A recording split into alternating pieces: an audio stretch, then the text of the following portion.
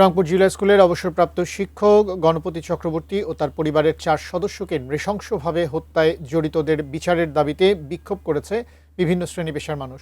প্রথমে ডাকাতি এবং পরে ইয়াবা সেবনে বাধা দেয়ায় এই হত্যাকাণ্ড। পুলিশের এমন দাবি মানতে নারাজ নিহতদের স্বজনরা। অন্যদিকে আসামির গায়ের জামা নিয়ে প্রশ্নের জবাব দিয়েছে পুলিশ। রংপুর থেকে মনিরুজ্জামানের তোলা ছবি ও শাহরিয়ার মিমের তথ্য নিয়ে ডেস্ক রিপোর্ট। রংপুর জিলা স্কুলের অবসরপ্রাপ্ত শিক্ষক সহ পরিবারের 4 সদস্যকে হত্যার ঘটনায় জড়িতদের বিচারের দাবিতে বিক্ষোভ করেছেন স্কুলের শিক্ষার্থী সহ বিভিন্ন শ্রেণী পেশার মানুষ। হত্যাকারীদের দৃষ্টান্তমূলক শাস্তি চেয়েছেন তারা।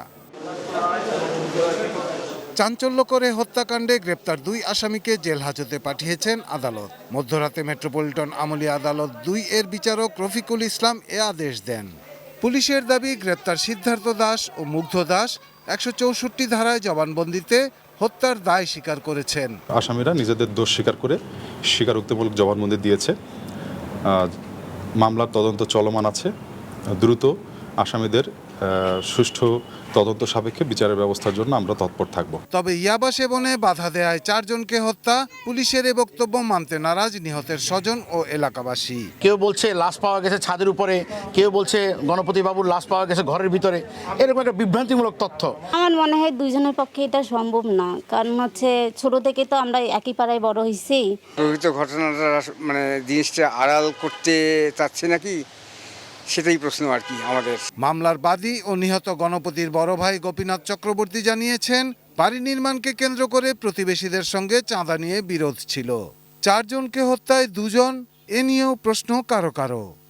কিন্তু আমার কাছে মনে হয় যে মাত্র 2 জনকে দিয়ে 2 জন মানুষের পক্ষে 4 জন মানুষকে হত্যা করা কষ্টকর। আমাদের মনে হচ্ছে যে 2টা লোক কি 4টা এইভাবে 4 জন লোককে মারতে পারে? তদন্তটা আরেকটু ভালো হোক। 2 জন লোকই যে খুন করেছে এটা আমার বোধগম্য হয় না। আসামির গায়ের জামা আর পুলিশের গায়ের জামা একই রকম দাবি করে সামাজিক যোগাযোগ মাধ্যমে যে প্রশ্ন সামনে আনা হয়েছে, এ নিয়ে পুলিশের দাবি, মামলা ভিন্ন খাতে নিতে ইস্যু তৈরির চেষ্টা করছে একটি মহল। তথ্য প্রমাণের ভিত্তিতেই চলছে তদন্ত কাজ।